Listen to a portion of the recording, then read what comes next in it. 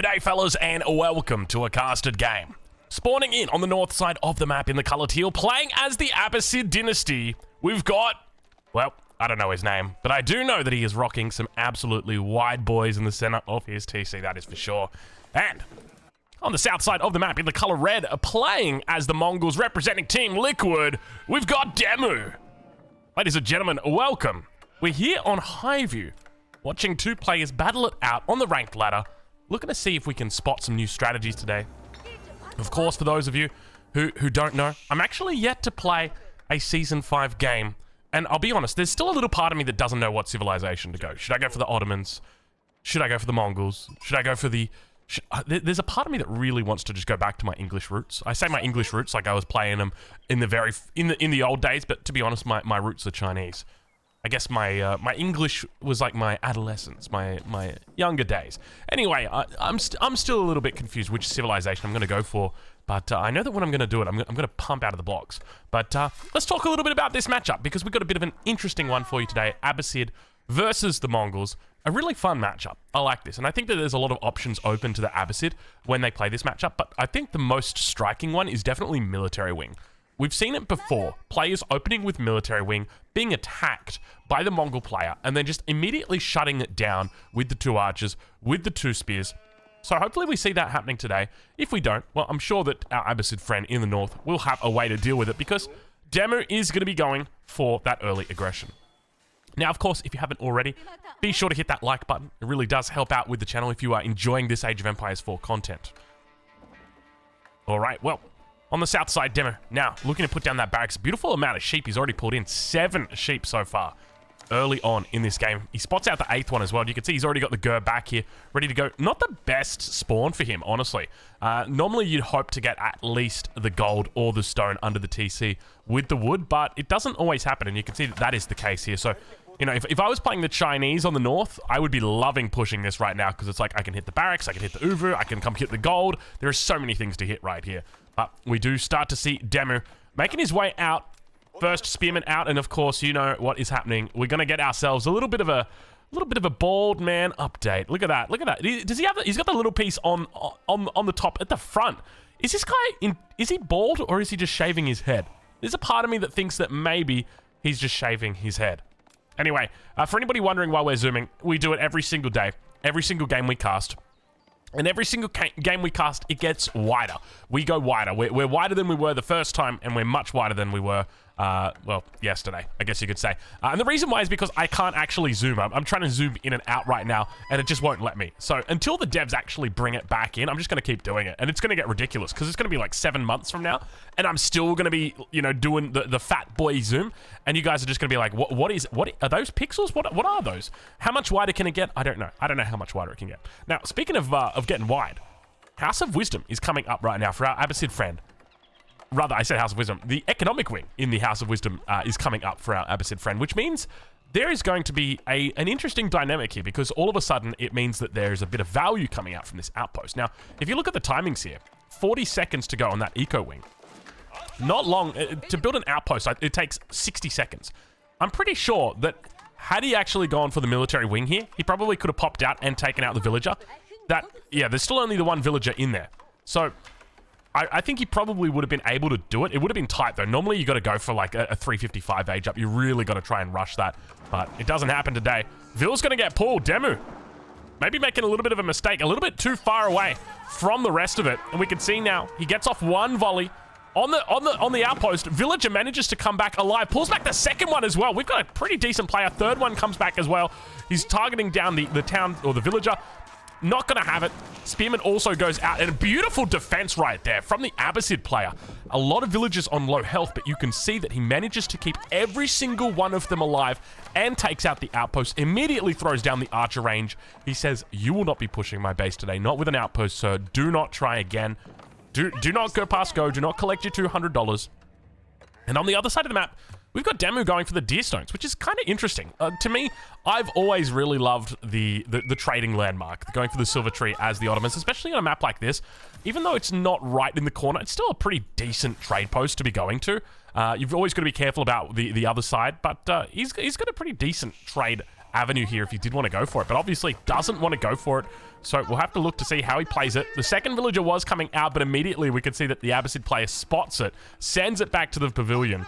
And now we'll ride on board with the teal player in the north and see how they're looking to play this out, as the stone outcropping now has the mining camp thrown down on it. So looking to go into that second town center, and this is going to get spotted by a demo. We can see right there what appears to be the red glowing falcon. Geez, does it really rotate that far? Can we... It must have just faded out then. Is it still going? Geez, it looked like a little bit like a UFO.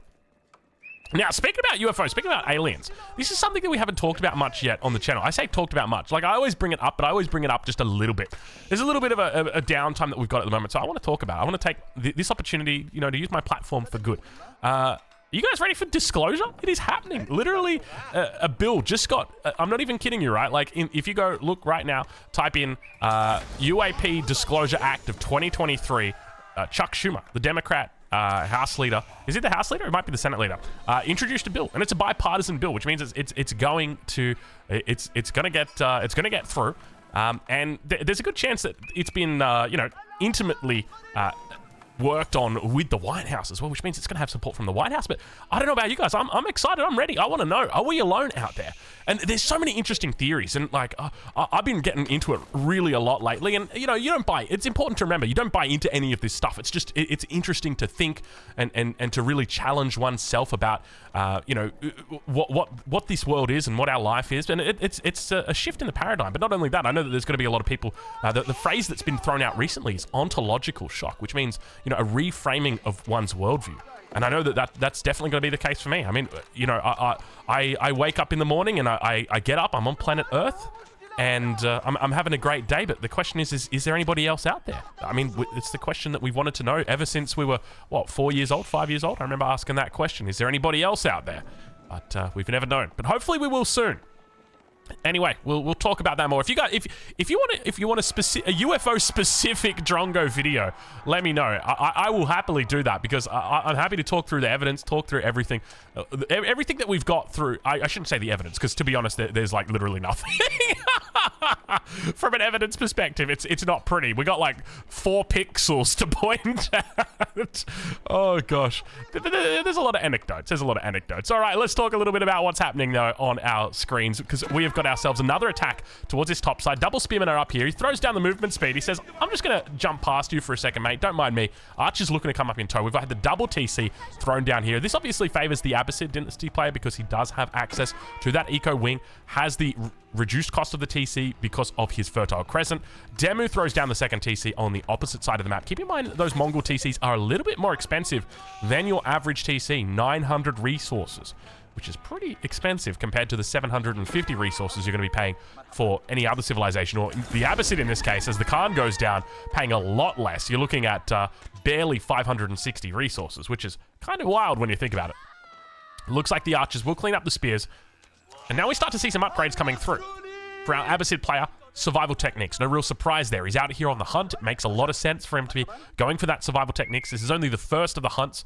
He's obviously got the second one he can take. Will not be able to take the ball because he's playing as the Abbasid.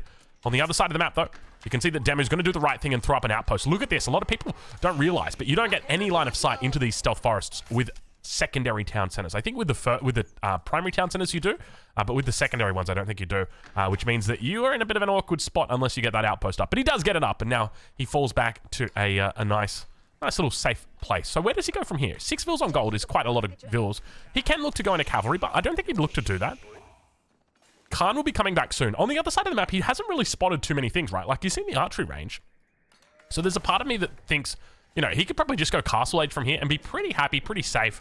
I mean, worst case scenario, even if you get pushed, and we do see the scout goes down from the Abbasid player, even if you do get pushed in this position, I think as the Mongols, you're okay. Just because you do have that double production from the Uvu. If you've got the stable out, then you're going to be able to get it. And we do see that stable coming down now. So I think he's going to be setting up, yeah, this looks like a pretty standard castle transition. With the double stable up, it just means he's going to be safe. So if a timing push does come through, he's just going to be able to throw a couple of Keshiks into queue. Now, one thing to note is his castle timing's not going to be as powerful with the change to the Keshik. So if you think about it from the perspective of before versus after the change, before, you didn't have to get the upgrade for the Lancers. They just came as a stock standard Age 3 unit. Whereas now, you need to get that. And oh my lord, it might not even happen right now, as we have got ourselves a little bit of problems in Paradise. Villager gonna get caught out. First one of the game going down there for the Abbasid player, able to pick it up. Second one also gonna be going down. He manages to get up the first stable though, which is good, but the second one is out here. So he can look to cancel this and throw down a second stable inside, under the TC, which is probably the best bet now that your enemy is sieging this down. But we do see a Keshik in queue here, so going to be looking to defend it with, at these early stages, military wing coming up though on the other side of the map for our Abbasid player. So looking to get into that military wing, looking to take advantage of those two camels, of course, that you get upon hitting the castle age. But you can see right now the Khan looks like it might go down. Steppered out, going to be coming out here for Demu. I suspect he's going to be throwing it down over on the gold vein. So hopefully should be able to get that one up without too many hassles. And Keshik's now going to double pop. Should be able to clean this up, and we can see the heals coming in as well. And the stable will survive, so expect to see a villager or two pulled out here just for the moment. There we go. So he brings out that villager. Wait, where are you going? Blacksmith. Okay, there we go. Blacksmith for one, villager over to the other one. So able to chase away those units. So I really like the investment there by the Abbasid player. Not going too heavily on units before hitting or clicking up to Castle Age. And speaking of Castle Age, let's switch that over. We're at 11 minutes into this game right now, so you guys can see the incomes, what these guys are currently sitting at. Looks like Demu sitting on about 13 to 14, 1500-ish. 1500, I'll give him 1500. And his opponent sitting on about 1300, 1340, about 1400. We'll give him 1400 at the moment. So not pretty close on the ecos, as you would expect to see with our villager count so damn close as well. So upgrades starting to come through, eco upgrades we can see for our Abbasid player. So looking to go into, I'm almost tempted to say, like, when you see that double broad axe together with the wheelbarrow, I'm like, this is archers, man. But then it's like, Abbasid Dynasty archers, I mean, Abbasid Dynasty archers are pretty legit, right? Like, they've got composite bows, they've got the boot camp that you can get access to. They've got a lot of good upgrades. So I guess we shouldn't count that out. And to be honest, that's kind of something we haven't really seen a lot of, is Abbasid archers. We often see their more unique units, the camel archer, we see the camel riders coming out, but we very rarely see just plain old archers. Let's look to see what we get, and it's going to be Phalanx upgrade together with boot camp coming through right now for our Abbasid player. So looking to go quite heavily on these upgrades, also getting all the tier 1 eco upgrades. And now those Keshiks looking to come through onto the other side of the map. Not going to be able to find it, as we do see the outposts firing down upon them. Keshiks now get their upgrade. Veterancy has come through. And the question that we're going to be asking, that is on everybody's mind, is the Keshik, is it not good enough? That's the question that we're looking to answer right now. I've seen a couple of posts. I don't know whether I should say it. Look, I've seen private discussions where people have said the Keshik is terrible. Don't make the Keshik. I'll say that much. Will that be the case here? It doesn't seem like it at this stage, but I guess they're outnumbering their foes, their opponents. You can see them managing to heal up here. 46 health, up to 49 health, pulling them back. Decent micro coming in. He's yet to lose a single Keshik. Demu demonstrating the power of the Keshik early on in this game.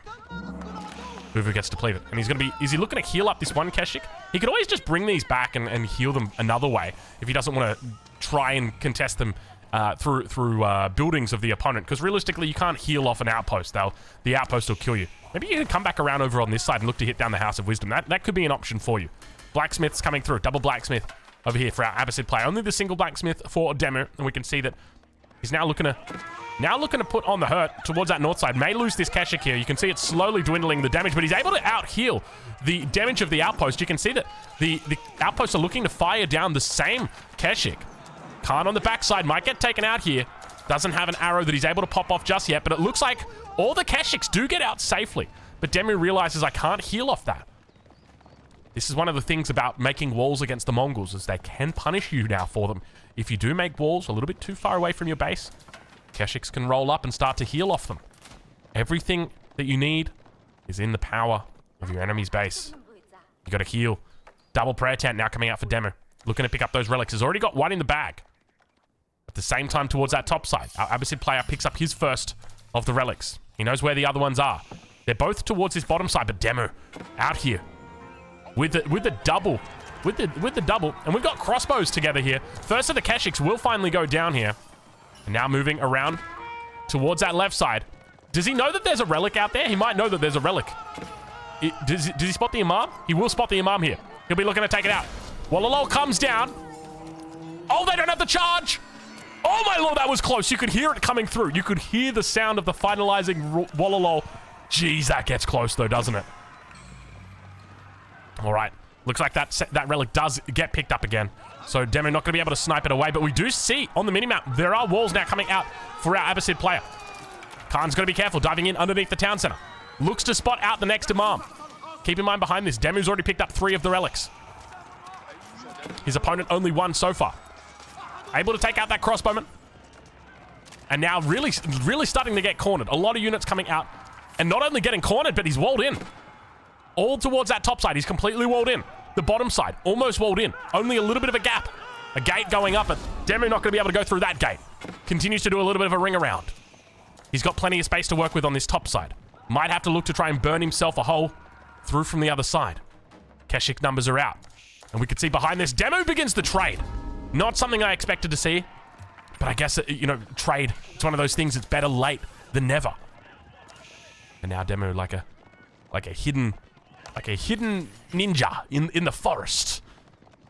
When I said ninja right then, I just remembered reading that. Is it the ninja and like the queen of England, like the one that recently passed? Like they were together in the same time. That's kind of wild, isn't it? She's been around for a while, that girl. Poor Demu, he runs into a whole bunch of spears, crossbows, archers. They take him completely out. He loses everything but a single Keshik in the blink of an eye. And now you got to ask that question. Is the Keshik really that good? Because it just feels like it's a glass cannon, man. When I see that, Demu not paying attention for 1 second, boom, boom, just gone. Don't even try. Boom, dead, D-E-D, dead. All right, Demu now looking to pick up sacred sites. He's got 2 out of 3 so far. Whole bunch of wolves over there just guarding it up, and a boar. 3 wolves and a boar. Isn't that a TV show? I think it might be. 3.5 wolves, 3.5 boars. Insert joke about Marine Lord's mum. Sorry, Marine Lord. Sorry. I love you, man. I love you.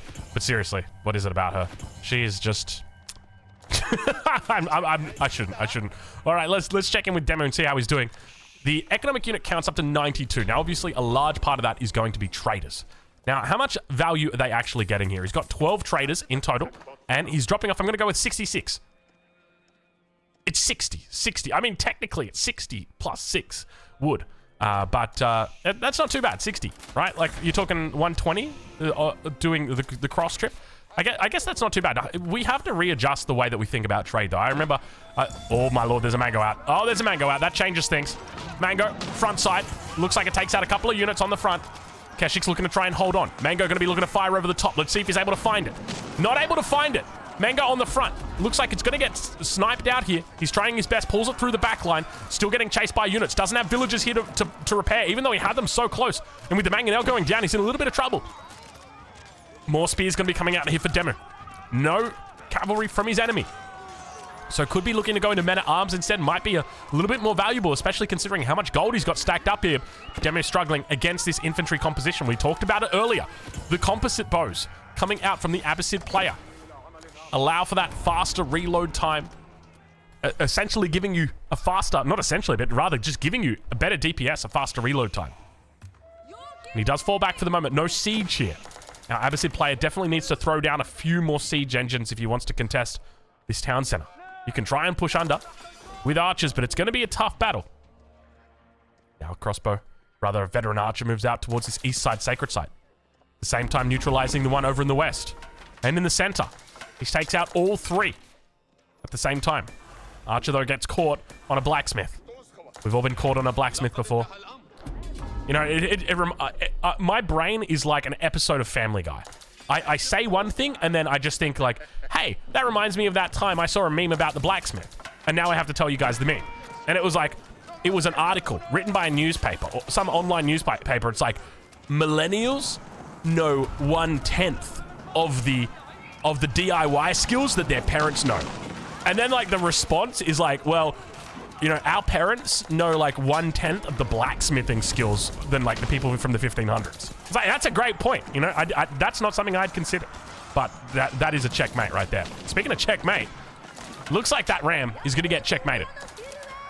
Demu under a lot of pressure, but he does have the number advantage for the moment. though a lot of it is spears, which makes me slightly concerned because the Abbasid player is literally just running a full range combo. The first of the Lancers comes out, cops a lot of damage, goes down, Mango's shot to seal the deal. Second Mango on the back line now to accompany that first one, and Demu's numbers looking pretty good here as the defense comes in. Only the 2 TCs for the Abbasid player definitely leaves a little bit to be desired for me at this stage of the game. 20 minutes through, you expect a bit more oomph from those Abbasid players. Should be looking for an Imperial soon. I assure you he's a decent player though. Kong 3+++. That means he's very good, for anybody wondering. It means he's not only Kong 3, but he's got an extra, every plus is an extra 100 rating on top of that. So Conqueror 3+++ is like 1900 rating. That's a lot. That's a lot. Mango shots come through. Clean out that single unit. Now, oh, we got ourselves. Give it to me. It's the secret. It's the hidden Mangonel. He lost his legs in Vietnam. I shouldn't make that joke. I was thinking about like Lieutenant Dan. That was it. It's. Look, you guys are probably too young to have lost anything in Vietnam, but yeah. Sorry, I don't know. I was just thinking Lieutenant Dan. That was it. That was it. Lieutenant Dan the Mangonel. All right, there we go. He's good now. So, sorry to all those I may have offended. But God, what is wrong with me, dude? Sometimes I wonder what's wrong with me. Like, you can only blame the autism for so much, Stronger. Oh, Lord. But, I mean, to be fair, like, you get some pretty... Like, autism, it's a spectrum, right? Like, you get people that are pretty good on it. Like, I feel like I'm not terrible. But then you get people that are just, like, completely, like, all the way up there. And, I don't know, sometimes I feel like I do get up there. But, as I said, it's not a blanket. You can't use it to blame it on everything. Sometimes I do, though. Like, I'm just thinking of, like, you know those moments they talk about where it's like, you think about something from 20 years ago and then you cringe and it's like, I just had all of those flash in my mind. Oh, man, it's not pretty. It's not pretty. Look at the farm economy that's coming through right now from the Abbasid player. Huge farming economy. How many farms are we up to? 46 farms. Really decent amount. Obviously, assisted by the fact he's got that fertile crescent, which provides for cheaper farms and economic units, or economic buildings and houses. Because why not include those as well? And Demu now just going to be able to put on pressure to the front. Expect him to go Imperial soon here. Numbers looking really good from him. The main thing I'm going to be looking for here for Demu is Imperial Age together with production. That makes the most sense. So more production buildings. So we see another archery range getting thrown down. I'd expect to see a whole bunch more. We see a couple of pastures coming in here. He's already on, how many is he on? He's on 17, so 13 at the moment. A little bit of an attack, though, towards that front side. Mango's looking for a shot. Not going to be able to find it. Lieutenant Dan still pushing up towards the front line here. Gets the shots off. Hits all the men at arms. The Springwood able to take out the first of the Mangoes. Second one, though, getting worked on. And he's only really doing damage to that front line, which is absolutely fine in my books. Single Springwood able to hold the defense here. And it looks like Demu is going to get forced back, but he will buy himself enough time to age up here if he does want to look for it. The question is, what does he want to go into? Because I feel like going into Keshiks is a trap here, right? Like, don't get me wrong. I love the Keshik. I think it's such a great idea. Like, I'm a vampire. I will suck your blood. Like, all of that good stuff. Like, count, like, 1, 2, all of the good vampire stuff. But at the same time, I feel like the numbers aren't where they need to be. The Keshik just feels underwhelming. How quickly it got taken out here in the Stealth Forest. They were eviscerated. Now, was it just a combination of, some of those units were weaker? And so naturally they just got taken out very quickly because Demu did a good job of keeping them alive? Perhaps. But perhaps they really are glass cannons. Perhaps they are quite weak. Uvu is depleted. A lot of Vills moving down towards his south side. Is he going to wood? Because there's not a lot of wood there. He might have to look towards another area. He's already out of that second forest. Demu now. Not a lot of units in queue. In fact, not a single unit in queue. In fact, a whole bunch of upgrades in queue. That's going to be it for him. So we see a bit of a raid coming through. The Ghulam's on the way. Let's take a look at these upgrades. What do we got? Elite crossbows, elite archers. We've got stone commerce, incendiary arrows, step lancers coming through, elite spears, raid bounty, and tight barns. So much gold being spent right there for all those upgrades. But look at this. Huge problem for Demu's trade economy. He was looking at getting through that stone commerce upgrade, but now all of a sudden he's going to have to think twice about whether it's worth it at this stage of the game. Keep in mind, you only get that upgrade once you're sitting, I think it's a 20. It might not be, is it 20? I think it's 20. Another attack towards the base of Demu. We can see he's really under pressure here. Looks like he's handling it quite well, though. A couple of spearmen. He's just using the reinforcements. Meanwhile, back towards that sacred site. Looks like the archers, together with the crossbows, cleaning up that front line, really having a lot of trouble here, these Keshiks. On the other side of the map, though, trade wing comes through at the House of Wisdom. So it looks like we may have trade coming through here as well from our Abbasid player. Could be looking to put down a market or 10. You know how these Abbasid players love to do it. Keep in mind, the Abbasid players do have cheaper trade. So that's something to look for. Demo elite upgrades now coming through. Elite crossbows here. Incendiary arrows about to come through. There they are. Actually, no, never mind. There they are. There they are. 1 second ago. So with that coming in, crossbow damage increases by an absolute mile. They get that beautiful aesthetic look to their arrows as well. And that's going to give Demo a nice little window here to play with fire, quite literally, while his enemy cannot. Now, expect to see the Abbasid player look to put a few more villagers onto gold. It's really important right now to transition villagers to gold. I'd be taking all these villagers, putting them down onto this gold here, and then I'd just be moving a whole bunch more villagers over onto gold. Is that what he's doing? It looks like he might be doing that right now. Because that's exactly what he needs to be doing. Because there are so many upgrades you want to get. We just saw Demo do it. There's plenty more where that came from as well. Can we just check and see? Did Demo get his upgrade for Step Lancers? Okay, so he did go into Elite Step Lancers. I didn't see this upgrade in the queue, but maybe I missed it. And he's going for improved Step Lancers. This is where I feel like this actually could be a trap. I don't think the Step Lancer is good. There is a real part of me that thinks that this unit may be the biggest trap. What do you even call it? Like, and you can't call it a noob trap. Because a noob trap, it's like, you know, China is a noob trap. Because there's so many ways to make your economy bigger that the Chinese players end up doing all of them at the same time. And then they don't focus on making units. You know, I'm making my granaries, I'm getting my Song Dynasty, I'm making a second town center, I'm getting my upgrades, I'm making my imperial officials. Like, there's so many ways to pump your economy as China that you fall into this noob trap of getting them all at the same time and then dying. Whereas, like, this is not a noob trap. This just feels like a bit of a trap to me. But we do see the Imperial Age coming through now for our Abbasid player in the north. I'm curious if he looks to go into any of those trade techs. We'll be keeping an eye out for it. Elite upgrades coming through. Elite horsemen together with elite spearmen. We also see there's the trade techs. Grand Bazaar coming in. So it looks like both players are going to be looking to trade in this late game. Games on this map, in particular Highview, do tend to go the distance. Simply because when you're playing with these forests, it's very difficult to forecast what the enemy might do. So you just play it safe. Keep your units home. Don't look to push out. It's very common that you'll see these games stall out until 30, 35, 40 minutes. Some of the longest games happen on Highview. I remember there was a game that happened recently. I think it was a 3.5 hour, 4 hour game that happened on Highview. And it was a tournament game. Not even kidding you. I can't remember who it was. Was it Zerton? I want to say it was Zerton. I'm not 100% sure though. But I think Mr. Merlin actually casted that game. I think it's called the longest game ever. I don't know if it was the longest game ever. I know it was the longest game in competitive tournaments. That much can be said. Nice little raid coming through. You can see Demo really starting to struggle with the lack of walls his civilization has access to. Starting to throw up outposts though. Definitely going to be looking to cover this trade route with as many outposts as he can. Put those springwood emplacements in. And that should give him a nice solid defense against these constant attacks. And does manage to finally clean it all up. Step it out here on this west side. 2 large golds together on the west. You can see how important it is to control this area. Still plenty of gold as well on these. And now Demo behind enemy lines. Breaks through. Where did he break through? A little bit of a hole down here. Looks to hit the enemy gold. Finds a couple of villagers. Kashik's looking to come around. These guys have got their biology upgrade. Still yet only 252 health. Doesn't seem like the most. Upgrades on the way through for the Abbasid player. Looks like he's heading into elite camel riders together with camel rider barding. Oh, no, you didn't, sir.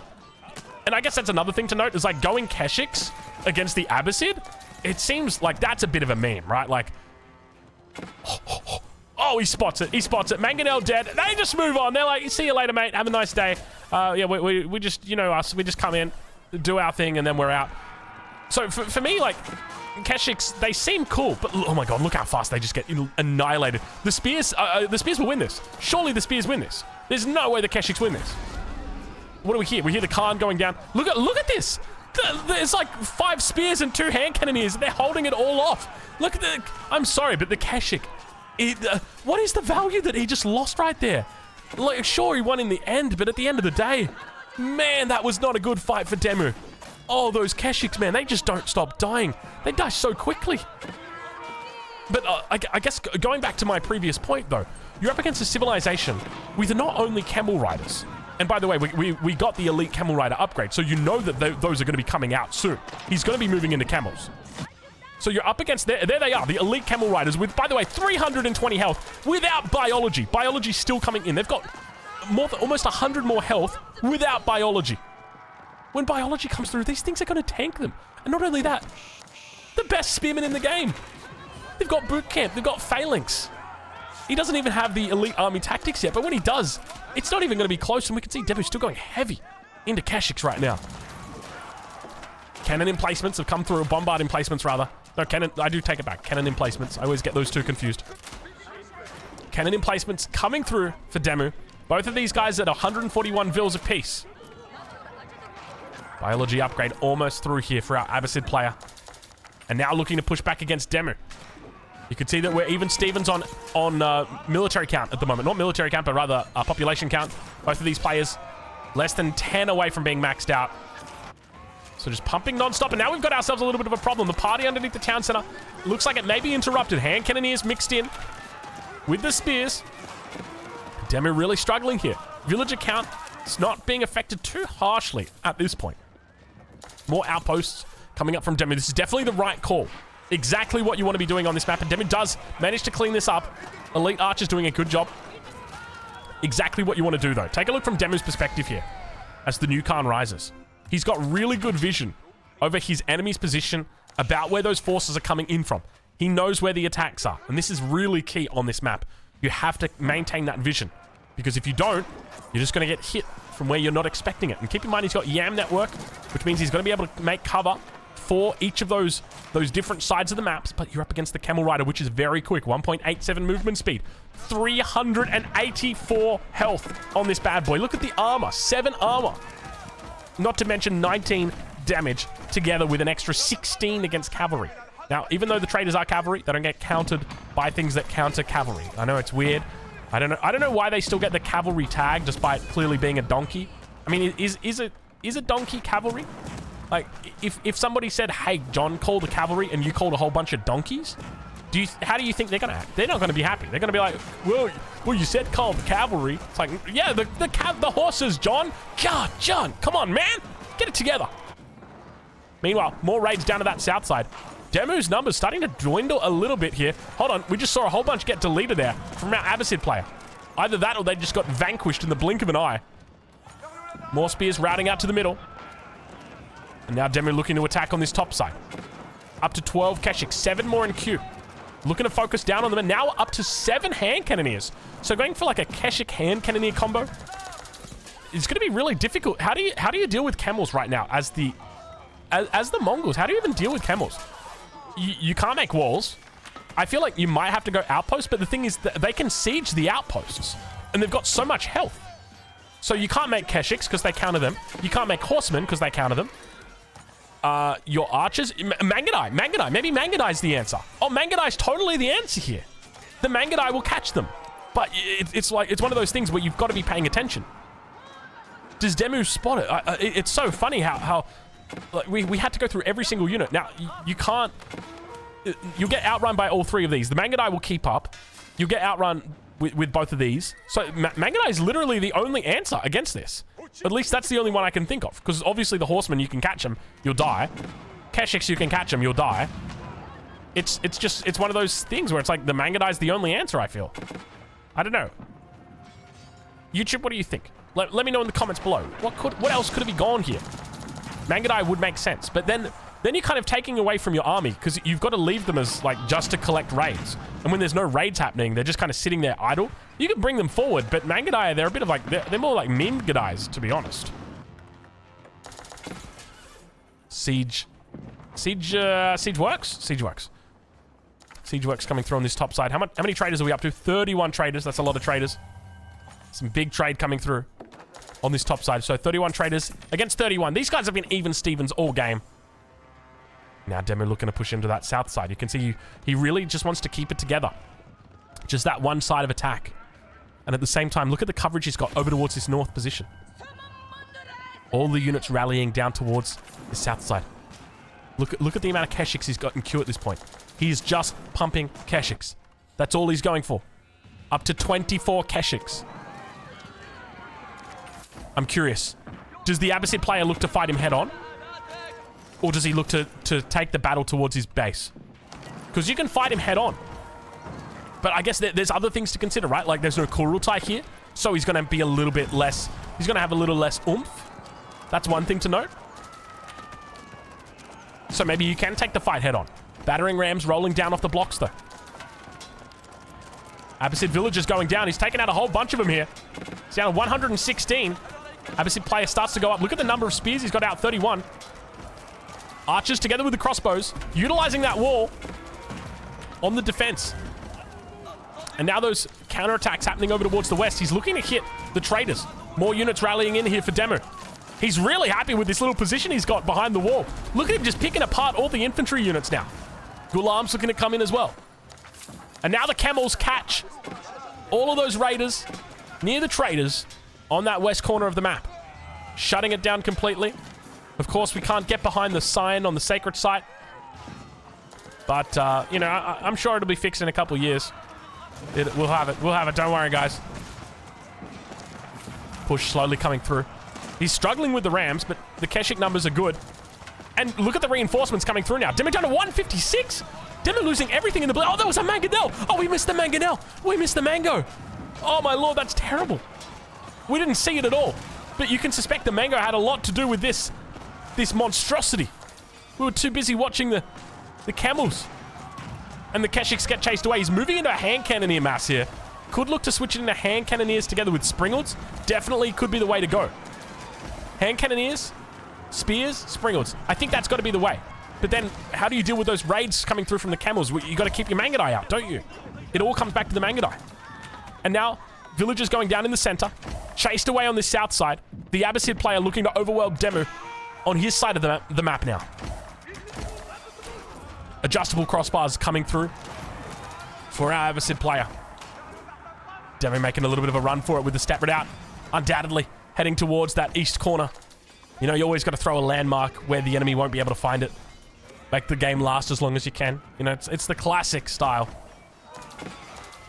And now those camels just happily fighting underneath all of these outposts, all of the town centers.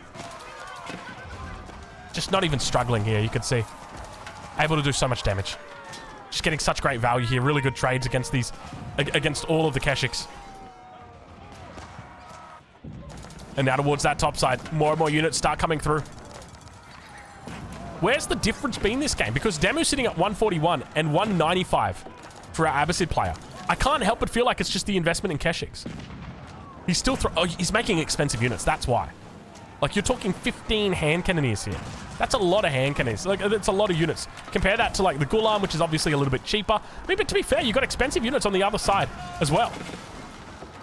Demu looking to hold on. We see the step redoubt coming in over on that gold mine on the east. More attacks coming in on the west side. Battering rams together with the Ghulams, together with the hand cannoneers.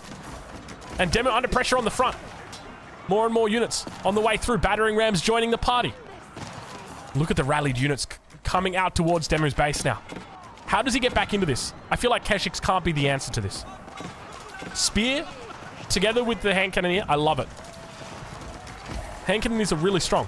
Especially with the YAM network. They can kite and just forever. Look at the movement speed on these bad boys. 1.29. You can outrun everything here.